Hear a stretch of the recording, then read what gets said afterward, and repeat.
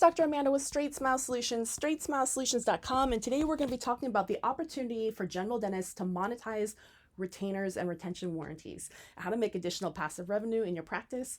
I actually have a ton of content on this already. You can go to my YouTube channel, Straightsmile Solutions, scroll down to the retainer playlist on the homepage.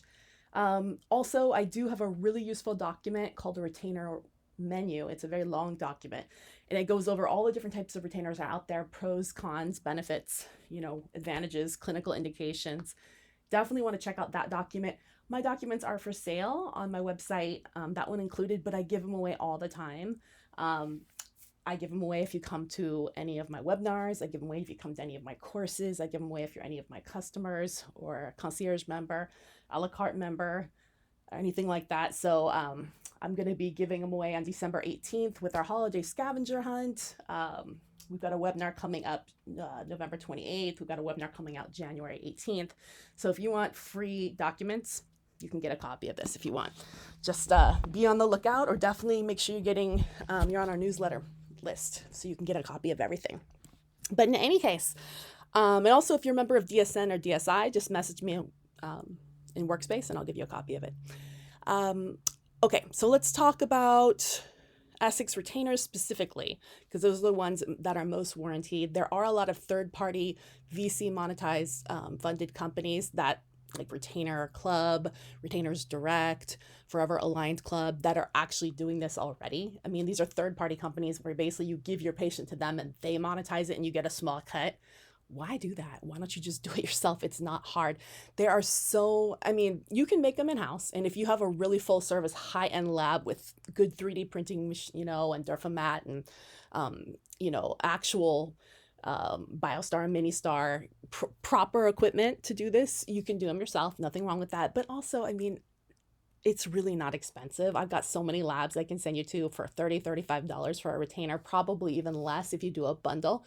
You got to keep in mind that Inline Technology, Invisalign sells their Vivera retainers. They're always in packs of 4. The reason they're in packs of 4 is because you need more than one in a lifetime. You need to be switching them out on a regular basis. You don't just wait till they're cracked or broken or worn. You need to switch them out. I ideally, my frequency normally for Essex or Vivera is going to be full-time 6 months. Then we slowly phase down to nights. Maybe just leave it out at school or at work, put it in when you get home. Obviously, if you're putting it in and it feels sore or uncomfortable after it's been out for 4, 5, 6 hours, well, then you left it out too long. It should feel like you always had it in. There shouldn't be any discomfort, because that means the teeth are starting to move. And that's what you don't want. You don't want that seesaw effect. So every patient has a custom tailored approach to backing off their retention. Some people have to wear them more. Some people can get away with wearing them less.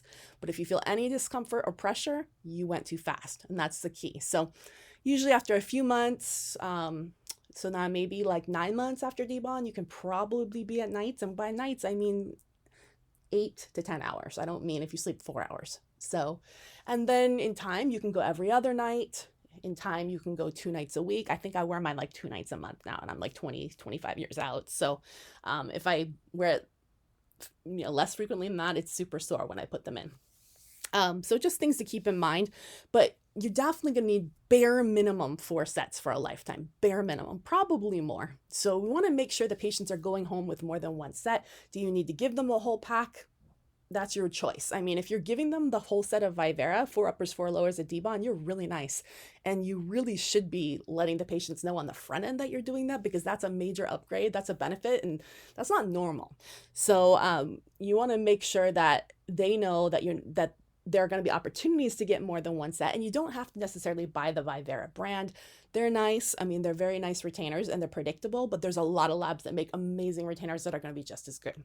So, but the main thing that I recommend is when your patient walks out the door, that they at least have an opportunity to have more than 1 set. And I want that to be done at the debond appointment, at the delivery appointment, because it's way cheaper to fabricate additional sets in a bundle if you do it all and it's going to be the same retainer. If you do it another time, it may not be the exact same fit, and patients get a little weird about that. So, and it's going to be significantly cheaper to manufacture, less time. You don't have to actually check it and everything like that.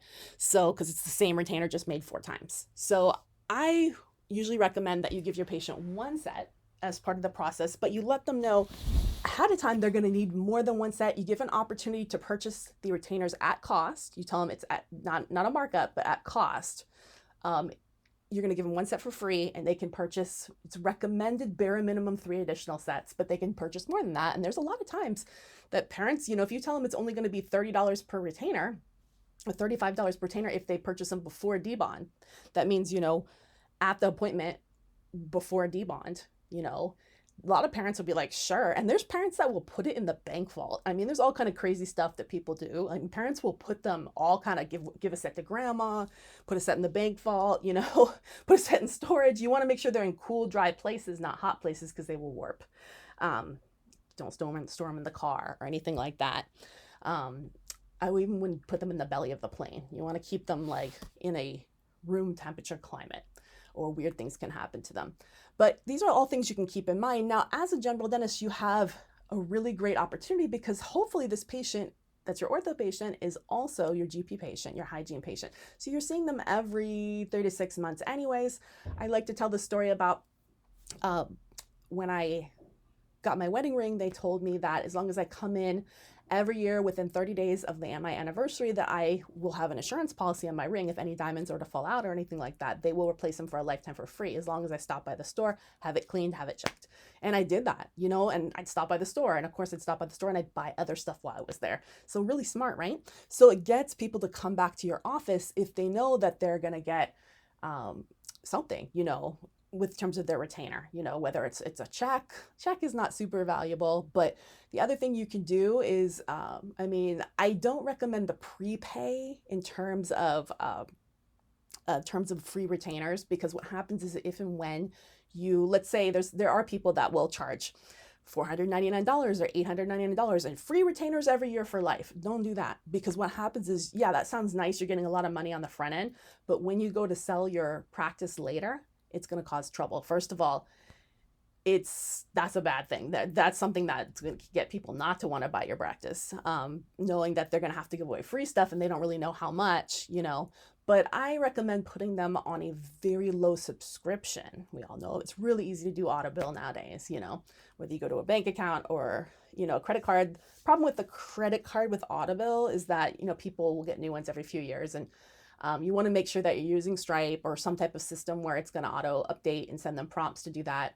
Obviously, nowadays with subscriptions, you have to be really careful. You need to have a term of service. It's a little bit less flexible than it used to be. Would definitely have an attorney help you set up your program if you do that, just to make sure it's legal in the state that you're in or the country that you're in, and that you're not violating any terms or anything like that for auto renewals. But you know, a really low price every year for a set of retainers that they will get as long as they come to a hygiene visit. So, you know, basically I like to think of it at cost. You know, if my cost is $30, $40 plus shipping per retainer, you know, maybe we're charging $80, $79, $69. Obviously I want it to be as low as possible for a set every 6 months or every year or something like that. I mean, there's going to be times when they may not show up, you know, and you can still, whether they're going to get billed whether or not they show up to their appointments. You know, if they don't show up for a year for hygiene appointments, well, you're still collecting that. So there's going to be, you know, you need to obviously have the terms, or you can say you can have one set for a year, you know, upon command, just let us know. You could do that and not tie it in with a hygiene appointment. I like the idea of tying it in with a hygiene appointment and making it a little cheaper, just because it incentivizes them to come in for their hygiene appointment. But, you know, you can get creative with it. Check out the numbers, check out the lab that you're using. Obviously, you can't order Vivera by piece. Now, Invisalign does have something called Invisalign retainers, but it's meant to be more temporary. It's not quite as sturdy as Vivera. So Vivera is always in packs of 4. So I think it's, you know, you got to think about this a little bit in terms of how you're going to do it.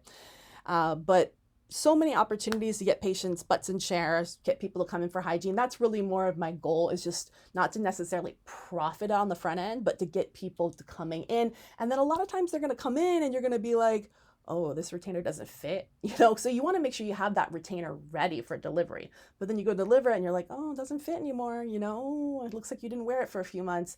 Well, okay, we can talk about doing, you know, an Express 7 or a light or something like that. And now you have treatment, right? Or you got to keep in mind that the other thing you have to keep in mind is if they have fillings done, new fillings, any type of change in occlusion, anything like that, that you're going to have to make a new set. So whether you're going to include that or not, because that's going to involve a scan, it's not just something that's in the cloud stored. But I mean, that is kind of nice if you do include that as well. So just thinking out loud, different ways that you can monetize this within your practice and make sure, and it really does help, because by having that program, and I would definitely have the patients opt into it or not opt into it in writing. They can decline it, just take that one set and go.